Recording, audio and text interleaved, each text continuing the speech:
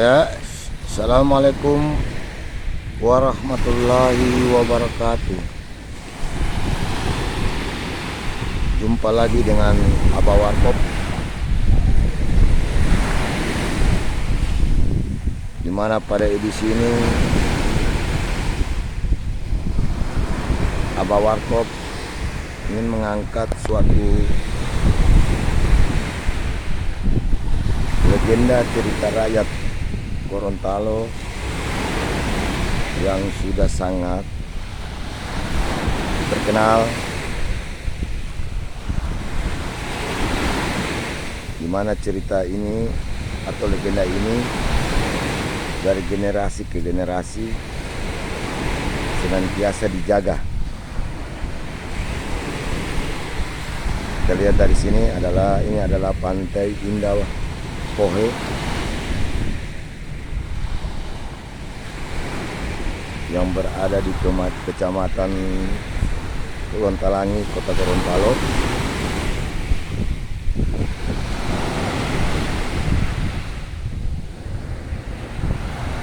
Kebetulan hari ini situasi pantainya berombak karena memasuki musim timur.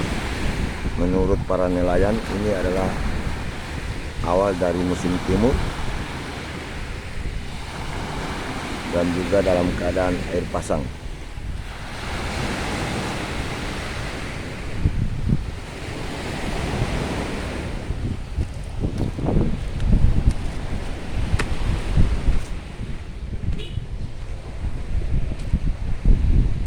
Namun dalam kesempatan ini Abah Warkop ingin mengangkat suatu cerita hikayat apa yang dikenal dengan tapak kaki Lahilote. Ini bisa kita lihat visualisasi sebuah batu yang menyerupai tapak kaki yang sangat besar, dan ini diyakini oleh masyarakat dalam merupakan tapak kaki dari seseorang yang bernama Lahilote. Dia berada pada sebuah gundukan batu yang besar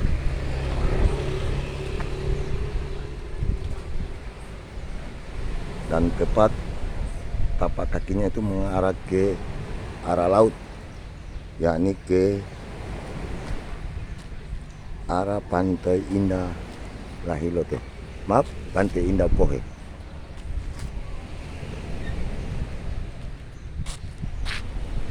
Ini kita lihat sebuah prasasti yang dituliskan oleh masyarakat.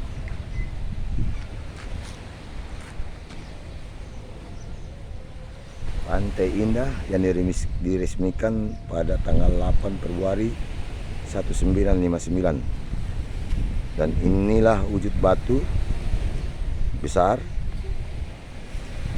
yang di sampingnya ada tapak kaki yang diyakini oleh masyarakat adalah tapak kaki Lahilote. Kesemua ini berada dalam satu kawasan Pantai Indah Pohe, tepatnya di Kecamatan Lontalangi, Kota Gorontalo.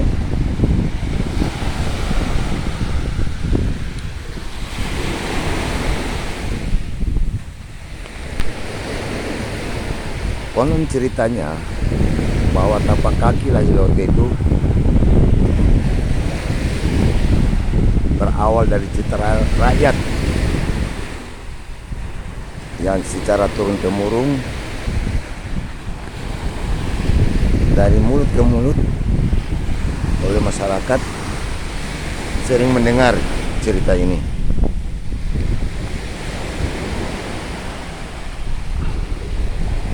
Dari beberapa penelusuran Abah Warkop,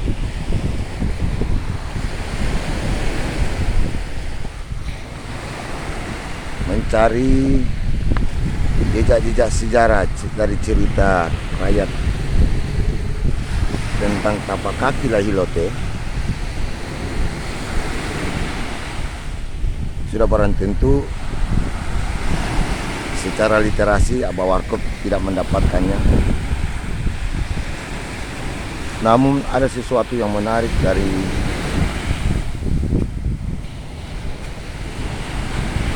tempat wisata Pantai Indah ini, dan disinilah keberadaan tapak kaki Lahilote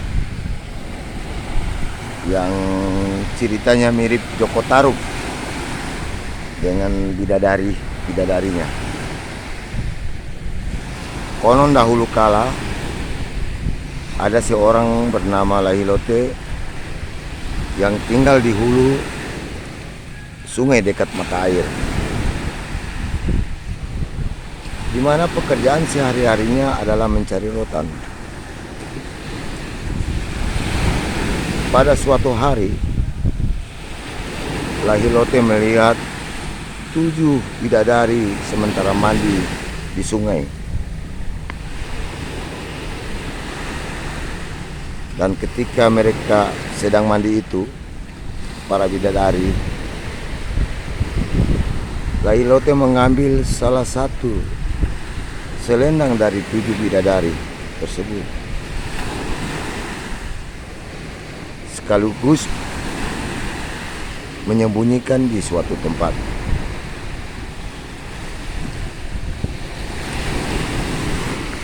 Tak berapa lama, ketujuh bidadari tersebut baru menyadari bahwa di saat mereka sementara mandi bersama itu, ada seseorang yang sedang mengintip.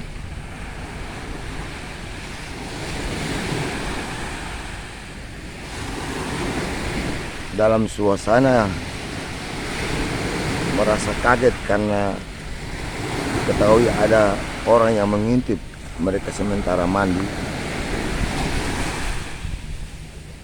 tiba-tiba lelaki yang bernama Lahilote itu muncul di antara bidadari tersebut. Dan seketika mereka cepat-cepat keluar dari sungai tersebut, segera menuju ke langit, menuju ke kayangan. Namun ada satu bidadari yang kehilangan selendangnya. Karena kehilangan selendangnya, maka sang bidadari tersebut tidak dapat terbang untuk menuju ke langit atau menuju ke kayangan. Betapa sedihnya dan bingung sang bidadari tersebut yang kehilangan selendangnya. Singkat cerita, bahwa sang bidadari yang kehilangan selendangnya itu dijadikan istri oleh Lahilote. Seiring berlalunya waktu, hingga pada suatu hari, karena kebiasaan Lahilote yang pekerjaannya mencari rotan di hutan, maka waktu itu Lahilote mencoba kembali melaksanakan kegiatannya mencari rotan di hutan, dan sang istri, sang bidadari ini membersihkan rumah kediaman mereka. Namun tanpa sengaja istri Lahilote menemukan sebuah selendang, di mana selendangnya ini adalah selendang yang hilang pada beberapa waktu yang lalu, dan ternyata oleh Lahilote disembunyikan di sebuah tabung bambu. Betapa senangnya hati sang istri Lahilote atau sang bidadari yang tertinggal ini. Olehnya tanpa berbasa-basi dijaga jangan sampai Lahilote kembali. Sang istri Lahilote ini atau sang bidadari ini langsung mengambil selendang tersebut dan ia terbang ke tempat asalnya, yakni tempat kayangan.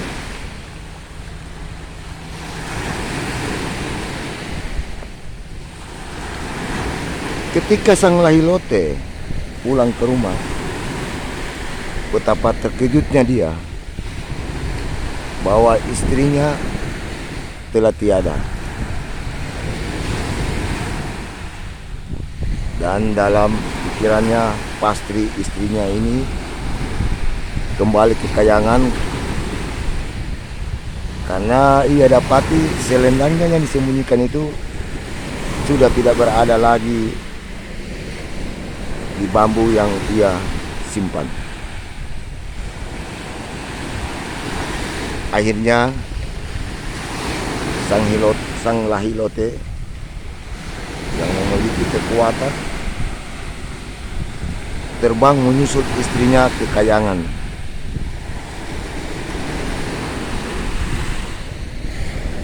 Di sanalah mereka bersatu kembali sebagai suami istri. Pada suatu ketika, di satu saat, Lahilote beserta istrinya sedang asik duduk berdua, di mana Lahilote duduk pada sebatang kayu, sementara istrinya sibuk mencari kutu, semacam hewan kecil yang ada di kepala kita. Sang istri mencari kutu di kepala Lahilote. Betapa terkejutnya sang istri Lahilote karena dilihatnya bahwa rambut Lahilote itu penuh dengan uban.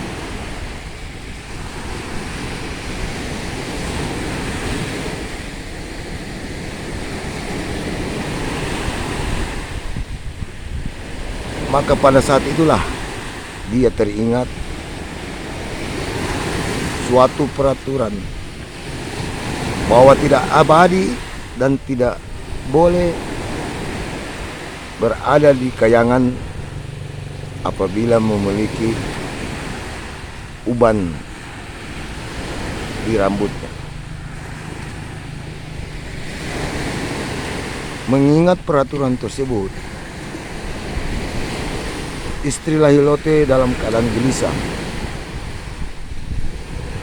Betapa gelisahnya dia sampai-sampai bahasa tubuh sang istri dari Lahilote ini terbaca oleh Lahilote.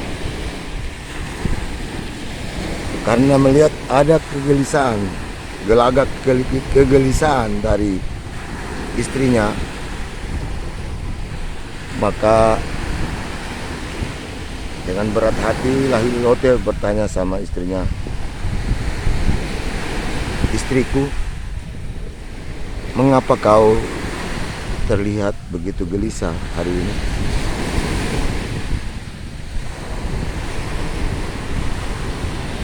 Sambil merenung sejenak, sang istri Lahilote menjawab, "Wahai kandaku, wahai kekasih hatiku, wahai pujaan hatiku, apalah arti sebuah cinta kalau Tuhan sudah beruban? Apalah arti sebuah kayangan kalau Tuhan tinggal bayangan?"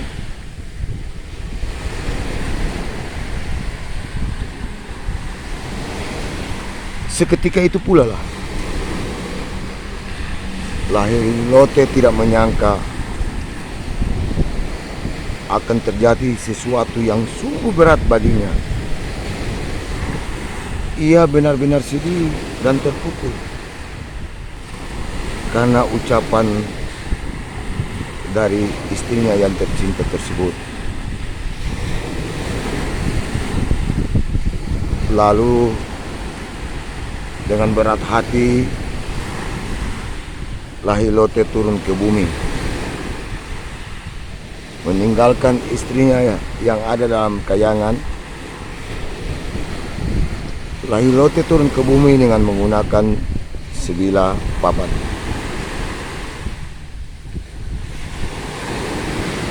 Singkat cerita, sesampai di bumi, saking kesal, marah, sedih, berkecamuk di dadanya. Akhirnya Lahilote, sang legenda, bersumpah, di mana isi dari sumpahnya itu sangat membekas.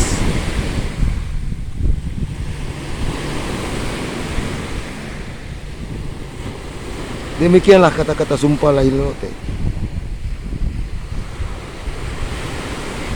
Sampai senja umurku nanti, berbatas di pantai Pohe berujung kain kafan. Di sanalah telapak kakiku akan terpati sepanjang zaman. Itulah kira-kira sumpah Lahilote. Dan setelah dia mengucapkan sumpahnya, dengan seluruh kesedihan dan kekuatan jiwa yang meronta dari Lahilote, maka ia menginjakkan kakinya sekuat tenaga hingga berdarah dan meninggalkan bekas pada sebuah batu. Dan inilah sepenggal cerita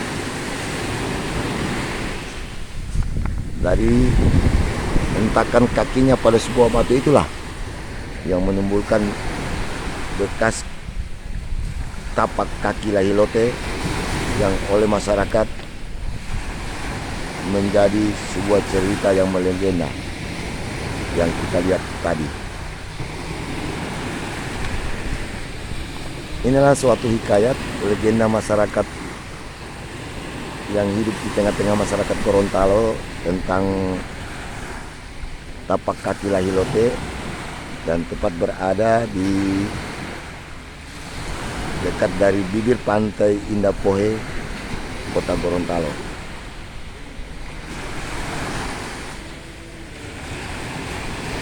Bagi masyarakat yang ingin membuktikan apakah ada tapak kaki tersebut, berluang waktulah untuk datang ke pantai Indah Pohe sambil menikmati suasana pantai indah Pohe yang diapit oleh dua pelabuhan, yakni pelabuhan Niaga Pelni dan pelabuhan perikanan kota Gorontalo, serta panorama indahnya bukit-bukit. Disinilah Anda bisa melihat dan Anda bisa menilai apa benar ini adalah sebuah tapak kaki besar,